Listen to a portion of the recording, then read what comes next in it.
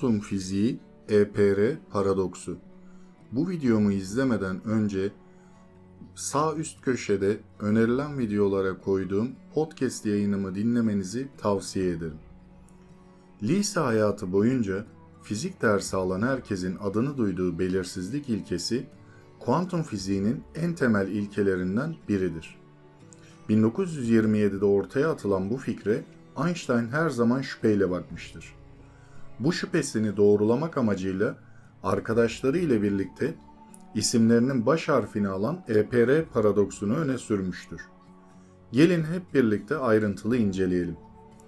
1920'lerde çoğu fizikçi için klasik mekaniğin atomların dünyasını, özellikle de ilk olarak Planck tarafından önerilen ve Albert Einstein tarafından fotoelektrik etkiyi açıklamak için daha da geliştirilen kuanta kavramını tam olarak tanımlayamayacağı anlaşılmıştı.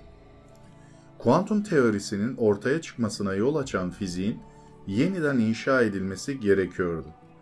EPR paradoksunun anlamı. Paradoksun iki önemli noktası. 1. Kuantum fiziği ölçüm anına kadar parçacıkların kesin bir kuantum spinine sahip olmadığını, ancak olası durumların bir süperpozisyonda Schrödinger'in kedisi teorisindeki gibi her iki ihtimalin olabilme durumunda bulunduğunu söyler. 2. Parçacık A'nın durumu ölçüldüğünde parçacık B'nin ölçümünde çıkacak sonucu da bilmiş oluruz. Partikül A'yı ölçerseniz partikül A'nın kuantum spini ölçüm tarafından ayarlanır gibi görünür. Ancak bir şekilde parçacık B de anında hangi spini yapması gerektiğini bilir. Einstein'a göre bu görelilik teorisinin açık ihlaliydi. Kimse gerçekten ikinci maddeyi sorgulamadı. Tartışma tamamen nokta 1 ile ortaya çıktı. David Bohm ve Albert Einstein, gizli değişken teorisi adı verilen kuantum mekaniğinin eksik olduğunu ileri süren alternatif bir yaklaşımı destekledi.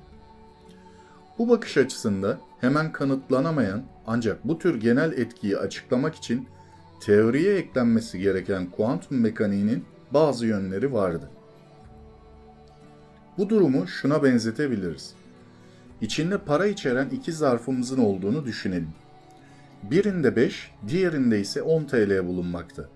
Bize zarflardan birini seçmemiz söylendiğinde seçtiğimiz zarfın 5 TL içerdiğini görürsek diğer zarfta 10 TL olduğunu biliriz.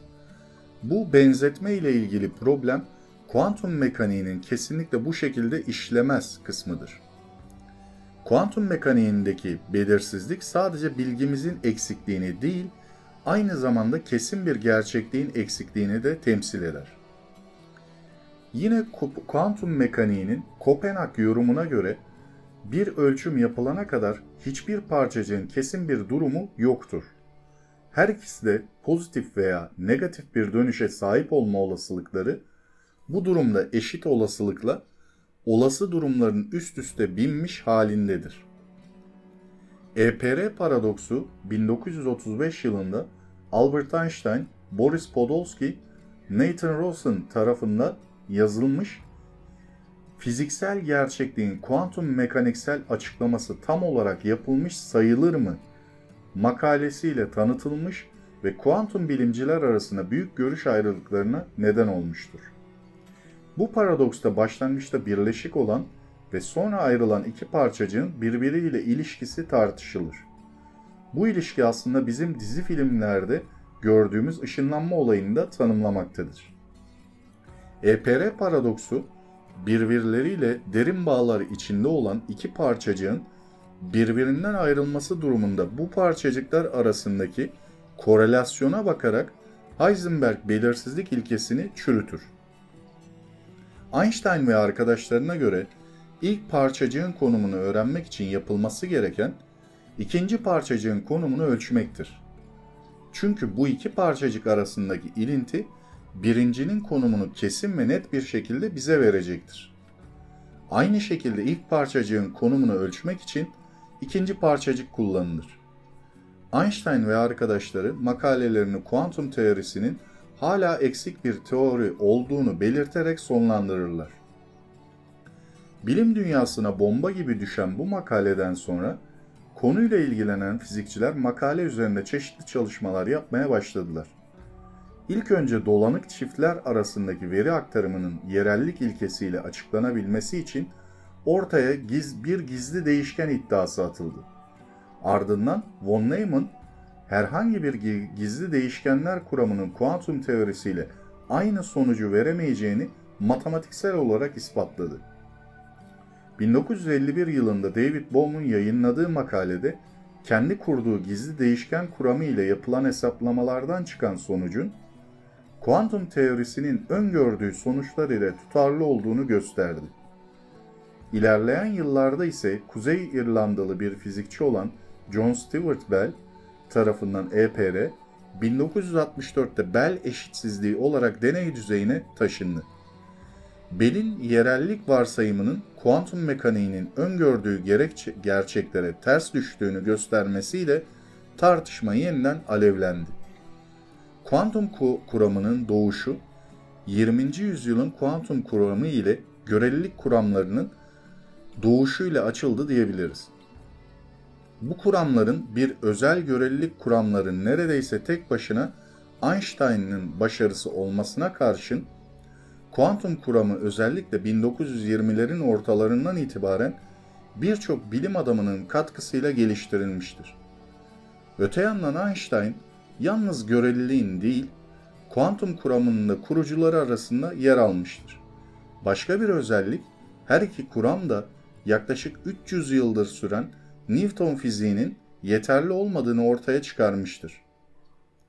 Kuantum kuramı, bir sistemin hızının ve enerjisinin sonsuz arttırılamayacağını, atom ve atom altı parçacıkların hem dalga hem parçacık özelliği gösterdiğini, parçacıkların konum ve momentumlarını aynı anda tam bir kesinlikle ölçemeyeceğimizi, bir parçacığın aynı anda iki yarıktan geçebilen özellikte olduğunu, dalga özelliğini göstermiştir. EPR düşünsel deneyi Einstein, kuantum kuramının olasılıkçı yorumuna ve belirsizlik ilkesine duyduğu kuşkuyu ömrü boyunca sürdürdü. Son aktif çıkışını iki arkadaşıyla birlikte 1935'te yaptı. Boris Podolsky ve Nathan Rosen'la birlikte kuantum mekaniğinin belirsizlik ilkesine yönelik bir saldırıydı bu. Bu yaylım ateşte olasılık genliklerinin nesnel gerçeği tanımlamaktan uzak olduğu ve dolayısıyla kuantum kuramının tam ya da tamamlanmamış bir kuram olmadığı öne sürülüyordu. Kuantum mekaniğinin eksik olduğunu, çünkü fiziksel gerçekliğin kendi iddialarına göre deneysel olarak ulaşılabilir belli determinist unsurlarına ulaşamadığını ileri sürüyorlardı. Fiziksel nesneler ölçümden bağımsız olarak önceden belirli fiziksel gerçekliklere sahiptir. Örneğin bir elektronun spini, hızı, momentumu ve yeri ölçülmeden önce ona doğanın taktığı kimlik kartında yazılıdır. Birbirine bağlı harekete başlayan parçacıklar arasında ilişkinin sürüyor olması, yani uzaktan hayalet etkisi, özel göreliliği ihlal etmektedir. Ayrıca bu ilişki fiziğin yerellik özelliğine aykırıdır. Bu makalede özgün bir deney anlatımı yoktur. Deney önerisini 1951'de İngiltere doğumlu fizikçi David Bohm ileri sürmüştür. Yine de EPR deneyi diye anılan bu deneyde başlangıçta birleşik olan ve sonra ayrılan iki parçacığın birbiriyle ilişkisi tartışılır. Einstein, başlangıçtaki birleşik olan iki parçacıktan birini ölçerek belirsizlik ilkesinin hakkından gelmek istiyordu. Bir helyum atomundaki zıt spinli iki elektron ya da nötr piyondan oluşan bir elektron, bir pozitron çifti, böylesi bir parçacık çiftine örnektir. Elektron-pozitron çiftini örnek alalım. Zıt yönlerde hareket eden ve elektron-pozitron diyelim ki elektronun spini saat yelkovanı yönünde ölçersek, yolu yok, pozitronun o andaki spini saat yelkovanının tersi yönündedir. Bu açısal momentumun korunumu gereği böyledir. Daha teknik bir dille konuşursak, elektron ve pozitron spini 1/2 olan parçacıklardır. sıfır spinli piyondan o doğdukları için elektronu artı 1 bölü 2 spinli bulursak pozitronu kesinlikle eksi 1 bölü 2 spinli bulacağız demektir. Daha baştan bulacağımız sonucun zıt spinli olacağını biliyoruz. Buraya kadar bir sorun yok. Devam edelim. Böyle bir zıt spinlilik ilişkisi iki parçacık birbirinden çok uzak olsa da sürer mi? Kuantum kuramına göre sürer. Einstein nasıl yani bizim yerel olarak işleyen fizik ilkeleri yerle bir mi oluyor? Sizin şu elektron ve pozitronunuz ışık hızından daha hızlı bir yolla birbirleriyle iletişim mi kuruyor diye sorar arka planda. Bohr'un buna son yanıtı, insanın önüne gelmekte olan parçacığın spinini önceden bilemeyeceğini, karar verebilmek için her iki olayı da ölçen gözlemciyi içermek zorunda olduğunu söylemek oldu. Yani bir kere ölçme eylemini gerçekleştirmeliyiz. Ayrıca birçok ölçüm yapmamız gerekir. Ayrıca diyelim ki ben dünyadaki ölçümlerin bir listesini tutuyorum, birisi de Mars'taki ölçümlerin listesini tutması gerekir ki sonuç listeleri karşılaştırabilelim.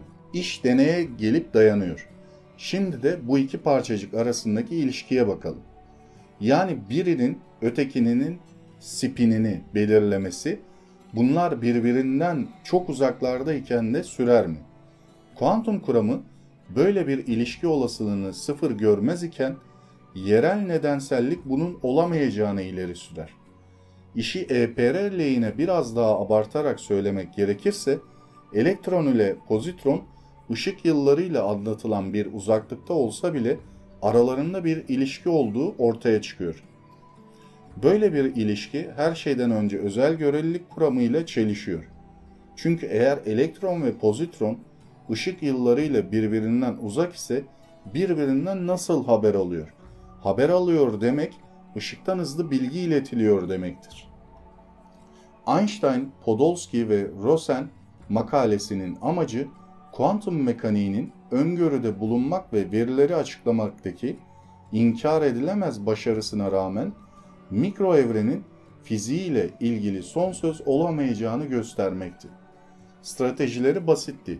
Her parçacığın belirli bir zamanda belirli bir hızı ve konumu olduğunu göstermek ve buradan da belirsizlik ilkesinin kuantum mekaniğine özgü yaklaşımdaki temel bir sınırlılığı açığa çıkardığı sonucuna varmak istiyorlardı. Eğer bir parçacığın belirli bir konumu ve hızı varsa, fakat kuantum mekaniği gerçekliğin bu özelliklerini gösteremiyorsa, kuantum mekaniği evrenin yalnızca bir kısmını betimleyebiliyor demekti. Dolayısıyla kuantum mekaniğinin fiziksel gerçeklikle ilgili tamamlanmamış bir kuram olduğunu ve belki ileride keşfedilecek daha derin bir çerçeveye yönelik bir adım olduğunu göstermek istiyorlardı. Aslında çok daha olağan dışı bir şeyin kuantum dünyasının yerel olmama özelliğinin kanıtlanmasına zemin hazırlamışlardı. Her ne kadar kuantum belirsizliği ölçmeyle bozma açıklamasının gösterdiğinden daha derin ise de EPR, bütün belirsizlik kaynaklarını ortadan kaldırıyormuş gibi görünen zekice ve ikna edici bir deney, yani düşünsel bir deney öneriyordu. Bir parçacığın hem hızını hem de konumunu parçacığı hiç etkilemeden dolaylı bir yoldan ölçmenin bir yolu var mıydı? Radyoaktif bir atomun bozunluğunu ve zıt yönlerde zıt spinlere sahip iki parçacık saldığını düşünelim. İki parçacığın spini hakkında belirli bir ilişki olduğunu bilmemize karşın gözlemci önüne gelen parçacığın spinini ya da hızını öngöremez, önceden bilemez. Sadece tek bir parçacığa bakan bir gözlemci onun sağa mı yoksa sola mı döneceğini öngöremez. Ancak gözlemci ölçüm yapar da parçacığın sağa döndüğünü ölçerse diğer parçacığın sola döneceğini öngörebilir. Aynı akıl yürütme parçacığın hızı ya da konumu içinde söylenebilir. Hızını sağa veya sola giden iki parçacığın hızını deneye tabi tutuyoruz. Gözlemci ölçmek istediği parçacık önüne gelmeden onun hızının gerçek sayısal değerini bulamaz ve bilemez. Yalnızca parçacığın belli bir noktada hızının ne olacağı konusunda kuantum teorisinin olasılıkçı tahminini kullanabilir. EPR'nin özet görüşleri. Einstein, Podolsky ve Rosen, kuantum mekaniğinin getirdiği evren tanımının eksik olduğunu göstermek üzere yola çıkmışlardı.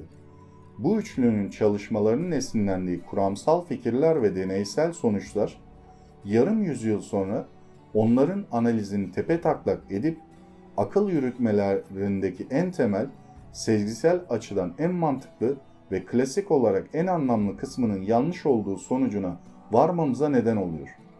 Evren yerel değildir.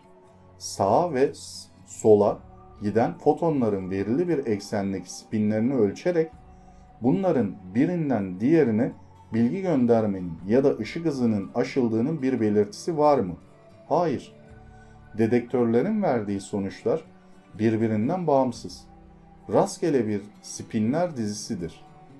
Çünkü deneyin her yapılışında fotonun şu ya da bu yönde dönme olasılığı eşit. Hiçbir ölçümün sonucunu öngöremeyiz ve onun üzerinde kontrol kuramayız. Ayrıca bu iki ölçüm listesini yan yana getirmeden tahminlerimizin derecesini bilemeyiz. Bu listeler ışıktan daha yavaş bir araçla, burada örnek olarak faks, e-posta ve telefon gösterilebilir, yan yana getirilmek durumunda. Kuantum kuramı atomik ölçeklere dayanan akıl almaz bir teknoloji doğurmuştur. Televizyon ve bilgisayarlar gibi elektronik aygıtların temel unsurları olan transistörlerin ve integral devrelerin işleyişinden tutun da parçacık hızlandırıcılarına, lazerlere, süper akışkanlık ve süper iletkenlik olgularına, antimadde olgusuna uzanan pek çok alanda etkilidir.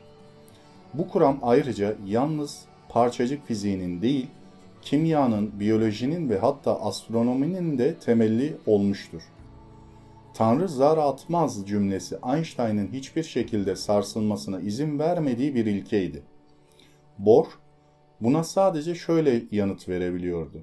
Ama Tanrı'nın dünyayı nasıl yöneteceğini göstermek bizim gücümüz değildir. Stephen Hawking de genel görelilik kuramının belirsizlik ilkesini, yani kuantum kuramının rastlantısal öğesini kapsamadığını belirterek şöyle demektedir. Bununla birlikte bütün kanıtlar Tanrı'nın bir hayli kumarbaz olduğunu gösterir. Evreni her olayda zarların atıldığı veya çarkların döndürüldüğü bir kumarhane olarak gözünüzün önünde canlandırabilirsiniz. Einstein ve meslektaşları orijinal EPR makalelerini yayınladığından beri çok sayıda teorik ve deneysel gelişme oldu ve bugün çoğu fizikçi paradoksu kuantum mekaniğinin kuantum teorisinin bir kanıtı olarak değil, klasik fiziği nasıl ihlal ettiğinin bir örneği olarak görüyor. Kendisi Einstein'ın başlangıçta amaçladığı gibi temelde kusurludur. Ancak makale, ölçüm sürecinin temelde klasik olmayan özelliklerini ortaya koyarak kuantum mekaniği anlayışımızı derinleştirmeye yardımcı oldu. Bu makaleden önce çoğu fizikçi bir ölçümü doğrudan ölçülen sisteme uygulanan fiziksel bir rahatsızlık olarak görüyordu. Biri konumunu belirlemek için bir elektronun üzerine ışık saçıyor, ancak bu elektronu rahatsız ediyor ve belirsizlikler yaratıyor. EPR paradoksu bir partikül üzerinde, uzaktaki dolaşmış bir partikül üzerinde bir ölçüm yapılarak onu doğrudan rahatsız etmeden ölçüm yapılabileceğini göstermektedir. Günümüzde kuantum dolaşıklığı birkaç ileri teknolojinin temelini oluşturmaktadır. Kuantum kriptografide dolaşan parçacıklar bir iz bırakmadan bir kulak misafiri tarafından yakalanamayan sinyalleri iletmek için kullanılır. İlk uygulanabilir kuantum kriptografi sistemleri halihazırda birkaç banka tarafından kullanılmaktadır. Ve kuantum hesaplamanın gelişmekte olan alanı paralel olarak hesaplamaları gerçekleştirmek için dolaşık kuantum durumlarını kullanır. Böylece bazı hesaplama türleri klasik bilgisayarlar kullanılarak mümkün olabileceğinden çok daha hızlı yapılabilir. Evet, kuantum fiziği, EPR paradoksu ve üzerine yazılmış olan makaleyi sizlerle paylaştım. Bu makale içerisinde EPR paradoksunun önce normal teknik detayları, daha sonra hepimizin anlayabileceği bir dilde örneklerini vermeye çalıştım makale içerisinde. Bu EPR paradoksu makale içinde de yine bahsetmiştim. Einstein ve arkadaşlarının kuantum fiziğe ne bir eleştirisi şeklinde çıkmış bir düşünce deneyidir. Ve özellikle Schrödinger'in kedisi gibidir. Onun da yine videosunu kanalımda bulabilirsiniz. Schrödinger'in kedisi de bir düşünce deneyidir. EPR paradoksu da yine düşünce deneyidir. EPR paradoksunun Schrödinger'in kedisinden farkı, Schrödinger'in kedisi düşünce deneyi kuantum fiziğini destekler niteliktedir. Ama EPR paradoksu Einstein ve arkadaşları vasıtasıyla kuantum fiziğini eleştirmek amaçlı yapılmış bir EPR paradoksu düşünce deneyidir. Ve bu yüzden aslında Einstein ilk başlarda ve sonraki süreçlerde de kuantum fiziğine ne kadar karşı çıksa da aslında kuantum fiziğinin altyapısını oluşturan ve kuantum fiziğine büyük katkıları olan yine bilim insanlarımızdan birisidir. Buna tabii ki arkadaşları da Nathan Rosen ve diğer bilim insanı da dahil olmuştur. Ve bu EPR paradoksunun meydana getirdiği bir deney günümüzde yapılmış durumdadır. Çin'in ışınlanma üzerine yaptığı bir deney mevcut. Yanılmıyorsam dünyadaki bir parçacıktan aydaki bir parçacığa bilgi aktarımı denendi ve ışınlanma şeklinde yapılmaya çalışıldı bu. Başarılı olundu. Bu da EPR deneyinin işlediğine dair bir kanıt niteliğindedir aslında. Ama eleştiri kısmında EPR paradoksu aslında kuantum fiziğini eleştirirken onun doğruluğunu da öne çıkarmıştır. Böyle bir durum da vardır. Ayrıyeten şundan da bahsedebilirim. Kuantum fiziği günümüzde yine kuantum bilgisayarlar ve parçacık hızlandırıcılar ve yine antimadde üretimi gibi birçok şeye altyapı oluşturmuştur. Ayrıca bu altyapıyı oluşturması da yine bizim gelecek için ve ilerleyen süreçler için kuantum fiziğinin birçok gelişimine sebep vermiştir. Bu yüzden her ne kadar Einstein kuantum fiziğini eleştirse dahi istemeden de olsa ona büyük katkıları olmuştur.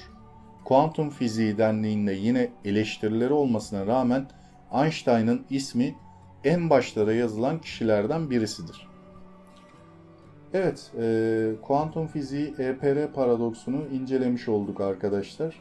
Bir sonraki videoda görüşmek üzere, hoşça kalın.